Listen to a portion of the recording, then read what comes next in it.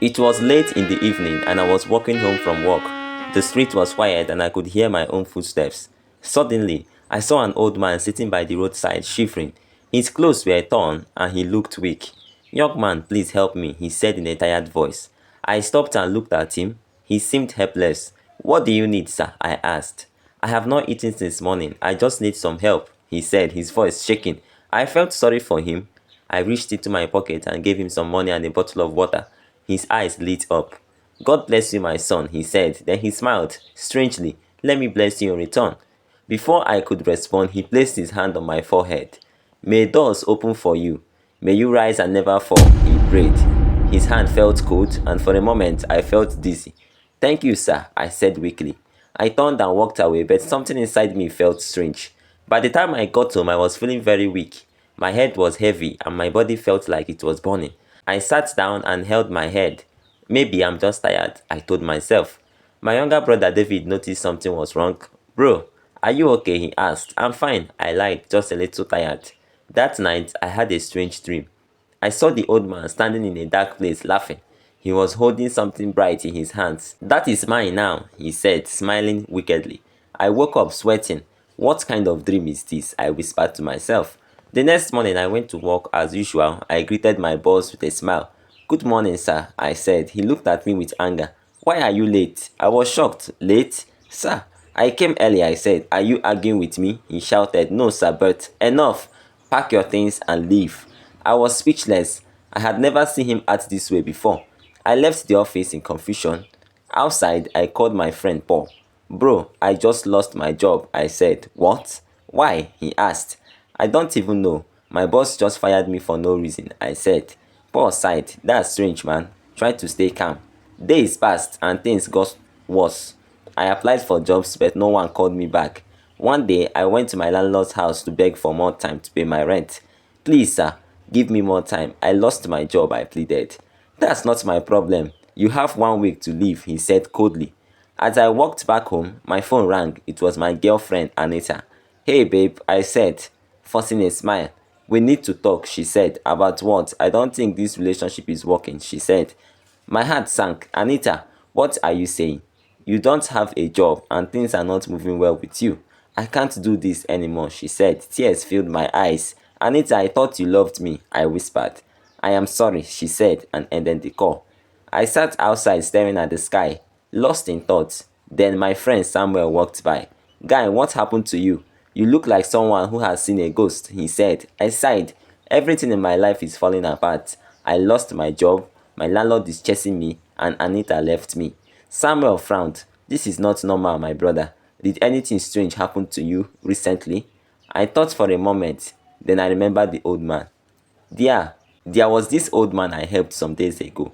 He prayed for me and touched my forehead. I said. Samuel's face changed. "Come with me to my church. This matter is spiritual," he said firmly. At the church, the pastor looked at me carefully. "Young man, someone has stolen your glory," he said. I felt cold. "How, sir? Did anyone touch your forehead recently?" My heart skipped. "Yes, yes, an old man. He prayed for me," I said. The pastor nodded. "That was not a prayer, that was an exchange. He took your destiny and left you with his own suffering." I felt dizzy. "So what can I do, sir?" "I'm so confused right now, Pastor." The pastor looked serious. "You must fight in your prayers." I was shaking. "Sir, I only wanted to help him," I said. The pastor sighed. "That is how they operate. They use kindness to trap you." I buried my face in my hands. "Can I get my destiny back?" "Yes, but it will not be easy," he said. The pastor gave me prayer points and told me to fast for 3 days. During this period, do not eat from anyone, he warned. Pray at midnight and do not stop until you get a sign. I went home and locked myself in my room. I knelt down and began to pray. As I prayed, I started feeling heavy. Sleep wanted to take over, but I forced myself to stay awake. Suddenly, in my dream, I saw the old man again. He was sitting in a dark place, smiling. In his hands, I saw something glowing. It was my destiny. "You think you can take it back?" He laughed. "It is mine now." I tried to grab it, but my hands passed through. I woke up sweating. I called the pastor. "Pastor, I saw the old man in my dream again," I said, breathing heavily. "Good," he said. "It means the battle has started. Keep praying." I prayed even harder that night. The second night, this time I heard strange whispers in my room. It felt like something was watching me. I ignored it and kept praying. In my dream, I saw myself standing in a field. The old man was running, holding the glowing thing. But behind him, I saw a bright light chasing him. He screamed, "No, it belongs to me now." A strong wind blew, and the light got closer. The old man fell, holding the glowing thing tightly. I woke up again panting. My whole body was soaked in sweat. On the final night, I felt something different. As I prayed, my voice became stronger. "This is my destiny. I take it back in Jesus' name," I shouted. In my dream, I saw the old man again, but this time he looked weak. He was shaking, holding my glowing destiny.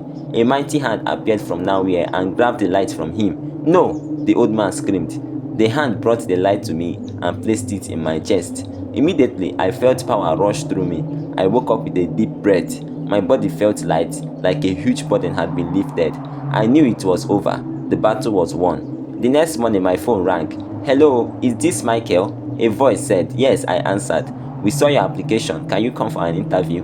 I was shocked. "Yes, sir, thank you." Later, my landlord called. "You can stay. I have changed my mind," he said. Even Anita called. "Babe, I don't know what happened to me. Please forgive me," she said. I knew my destiny was back. I went back to the church to thank the pastor. "Never let anyone touch your forehead again," he warned. I nodded. I have learned my lessons. From that day, I became more careful. I also warned my friends, not everyone who prays for you is good. Some people steal blessings. This is why you should never allow anyone to touch your forehead. Thank you for watching my video. Please do not forget to subscribe to my channel if you haven't, in order to get notified when we upload our subsequent videos. Thank you.